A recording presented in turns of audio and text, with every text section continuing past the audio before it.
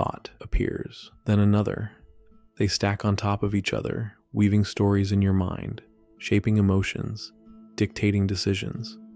But where do they come from? Who is behind them? You might say, me. I'm the one thinking. But slow down for a second. If thoughts just arrive on their own, can you really claim ownership over them? For as long as you can remember, there's been this unshakable sense of you, this solid central figure behind your life, steering every action, making every choice. But look closer. The more you search for it, the more it slips away. It's like trying to grab a fistful of water. The moment you think you've got it, it's already gone. David Hume, the 18th century philosopher, spent years dissecting this illusion. He expected to find a real, undeniable self buried beneath the layers of thoughts and emotions. But when he looked, really looked, all he found was a stream of experiences, thoughts flashing in and out of existence. There was no thinker, just thinking, no core identity, just a series of passing sensations, like ripples on a pond. Fast forward to today, and neuroscience is painting the same picture. Scientists have mapped the brain, hoping to find a single place where the self resides, a control center, a command room. But no matter how deep they dig, they come up empty. Your identity isn't anchored to any one part of your brain. It's a scattered process, constantly shifting, held together by memory and habit. So if there's no thinker, no solid I behind the curtain, then what exactly are you? Ancient spiritual traditions knew this long before science caught up. The Buddhist concept of anatta teaches that the self is an illusion, a fabrication created by the mind. The Hindu philosophy of Maya describes reality as a veil, one that convinces you of separation, of individuality, when in truth, everything is one continuous flow. The idea of me feels so obvious, so real. But what if that's just another story your mind is telling itself? If the self is nothing more than a thought, then what happens when you stop believing in it? Does anything remain? Or does everything, for the first time, become clear? The thought that thinks it's you. Right now, something inside you is trying to make sense of this. A voice in your head is processing these words, deciding whether to agree, disagree, or just move on. But pause for a moment. Who is that voice talking to? We assume there's a listener, a core identity behind the stream of thoughts. But the more you search for it, the more it dissolves. Try to locate the exact place where you exist. Not your name, not your body, not your personality traits. Where is the thing that's actually aware? Neuroscientists have tried to answer this for decades. They've put people into brain scanners, tracked their decisions down to the millisecond, and what they found was unsettling. Before you even think you've made a choice, your brain has already decided. The neural activity that triggers your actions happens before you are even aware of them. It's as if consciousness is just playing catch-up, narrating the story after the fact. Think about that. If your brain is acting on its own before you even decide, then who's really in charge? This aligns eerily with what Buddhist monks have been saying for thousands of years. The self isn't a solid thing. It's a process, a continuous flickering of perceptions and thoughts, just like a candle flame that appears stable, but is actually a constant flow of burning particles. Your identity is a happening, not a thing. Ancient Zen teachings go even further. They say enlightenment isn't about gaining knowledge. It's about realizing the absurdity of the self. The moment you stop clinging to the idea of me, a deep clarity washes over you. It's not that you become enlightened. It's that the illusion of you disappears, leaving behind nothing but awareness itself. History is full of people who stumbled upon this realization by accident. Take the 13th century poet Rumi.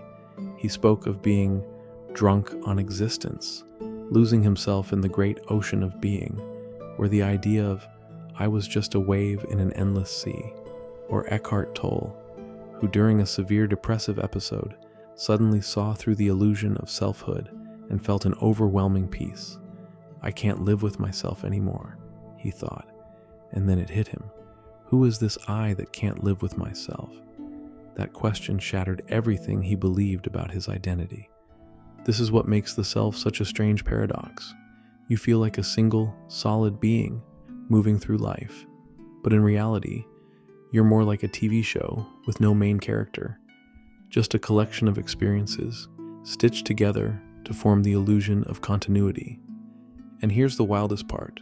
Your brain is constantly rewriting its own script. Neuroscientists have found that memory is unreliable, shifting and warping every time you recall it. Your past, the thing you used to define yourself, isn't even stable. It's just a retelling, edited on the fly, shaped by whatever serves the present moment.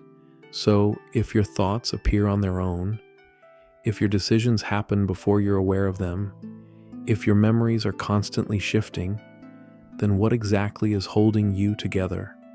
And more importantly, what happens when you stop trying to hold it together at all? The illusion of control. You think you're the one in control, making choices, steering your life, shaping your identity. But let's test that. Right now, think of a number between 1 and 10. Got it? Now ask yourself, why did that number appear? Did you consciously pick it, or did it just pop into your mind? The more you investigate, the clearer it becomes. Thoughts don't arise from you. They appear to you. The words forming in your mind right now, the subtle emotions creeping in, even the feeling of I. All of it is just arising on its own. This isn't just philosophy. Neuroscientists have discovered that the brain makes decisions before we are even aware of them. In a famous study, participants were asked to move their fingers at a random moment. What they found was shocking. Before the person consciously decided to move, their brain had already fired the signal. The action was predetermined, yet the mind narrated the story afterward, making it feel like a choice. It gets stranger. Your wants, your desires, the things you feel drawn to, where do they come from? Did you sit down and design your personality? Did you choose your favorite color, your taste in music, or the way your mind reacts to failure? Everything that makes up your identity is the result of causes you had no control over. The language you think in was given to you. The culture that shaped your values was chosen for you. Even the core beliefs you hold about reality are just reflections of experiences, not something you crafted from scratch. Philosophers have wrestled with this for centuries. The 18th century thinker David Hume argued that the self is nothing more than a bundle of perceptions, a collection of experiences with no true core.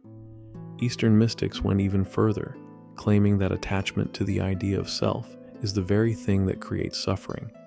But what happens when you let go? The people who've had this realization often describe it as terrifying at first, a complete loss of control. But then something shifts. The constant pressure to uphold an identity dissolves. There's no longer a need to defend, compare, or construct a self-image. What remains is pure experience, raw, unfiltered reality. Alan Watts called it waking up. The moment you see through the illusion of the self, life stops being something you control and starts being something you witness, like watching a river flow, never resisting, just observing. The illusion was never the experiences, the thoughts, or the emotions. The illusion was believing that they belonged to you. And once you see it, you can never unsee it. The thought that thinks it's you. If thoughts appear on their own, then what exactly is thinking them? There's a strange paradox hidden in this question. The moment you try to catch a thought forming, it slips away, like trying to grab mist with your hands. You never actually see the thought being created.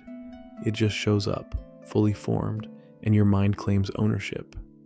But here's where things take a turn. Who is the one claiming it? The brain is a prediction machine. It doesn't just register reality, it fills in gaps, creating a smooth, coherent story.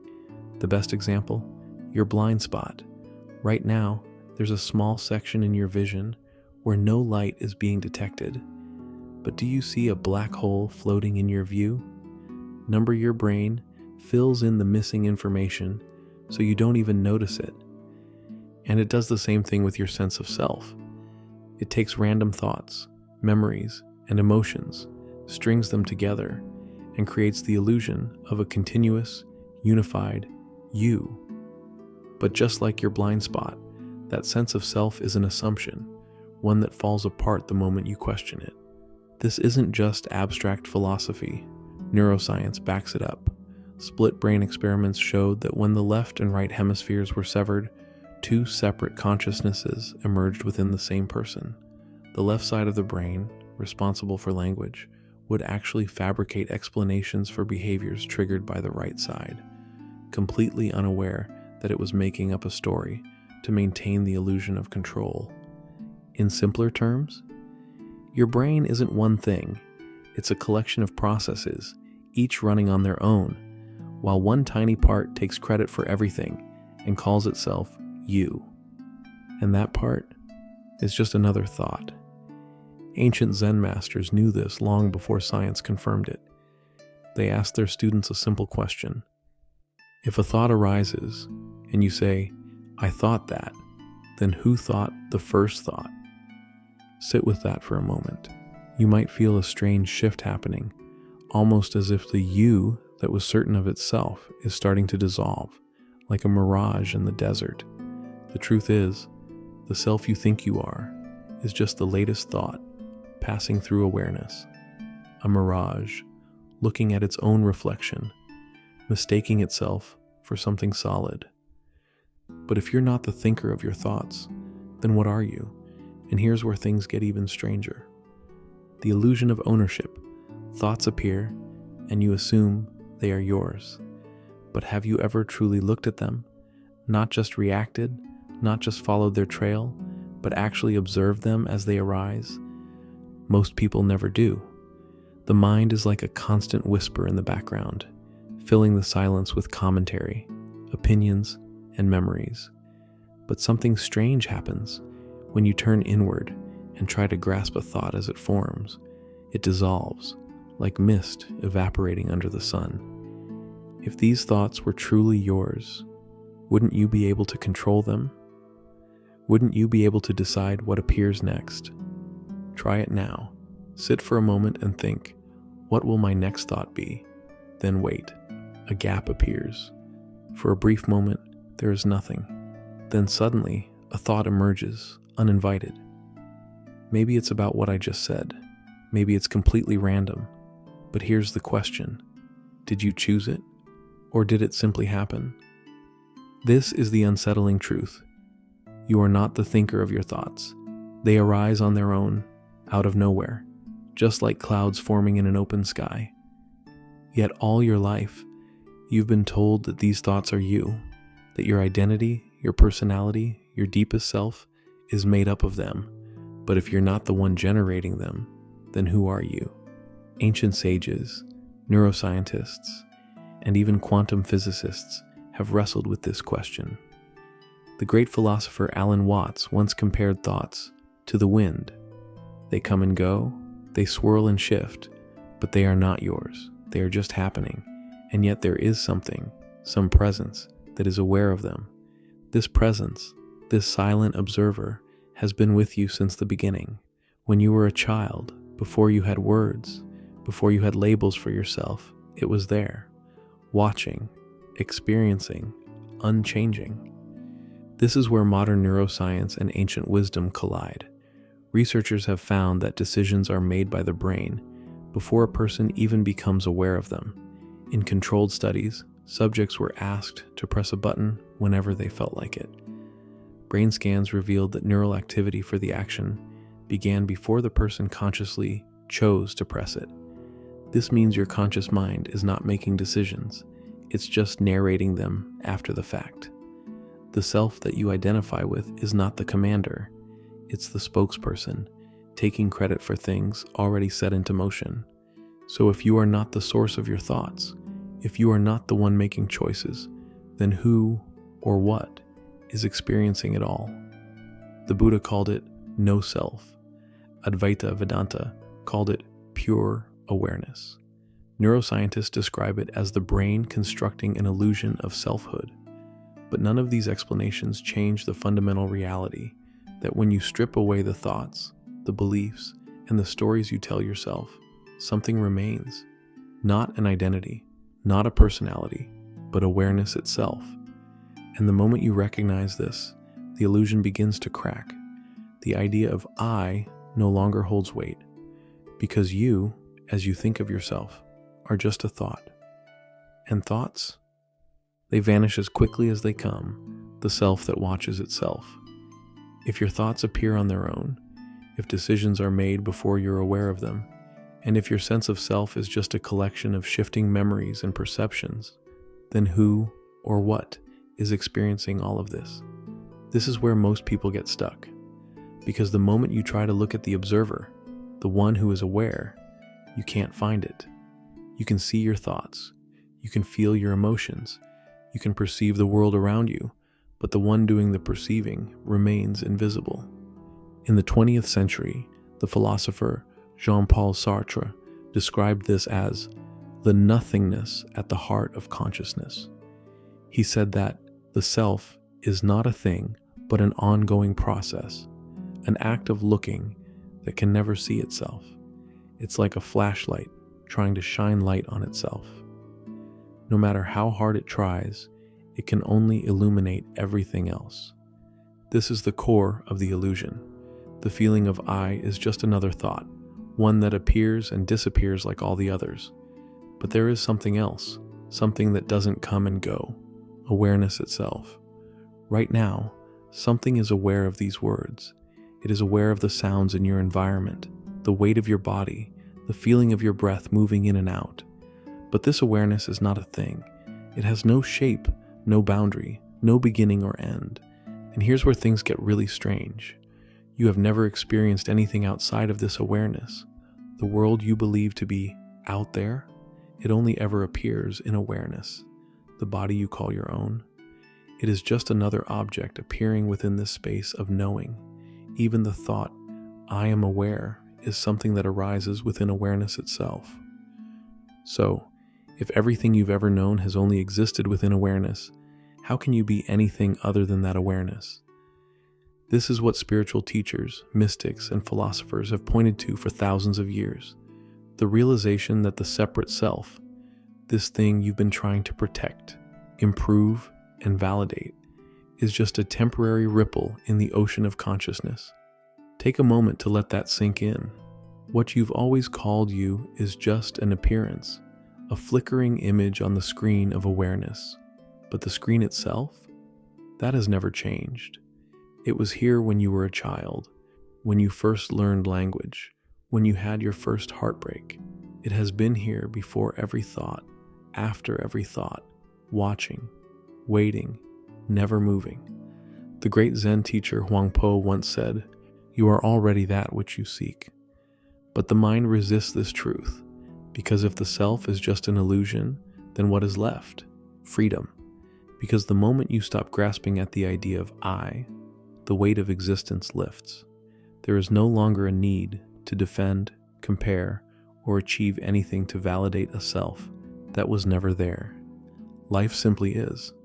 Thoughts come and go, but they are not you. Emotions rise and fall, but they do not define you.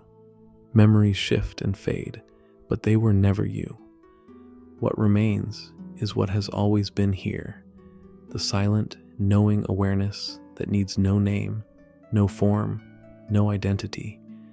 And once you recognize this, the illusion shatters, and you, the real you, are finally free. And that's it. If this shifted something in you, you'll want to see the video on your screen now. It takes this even deeper. See you there.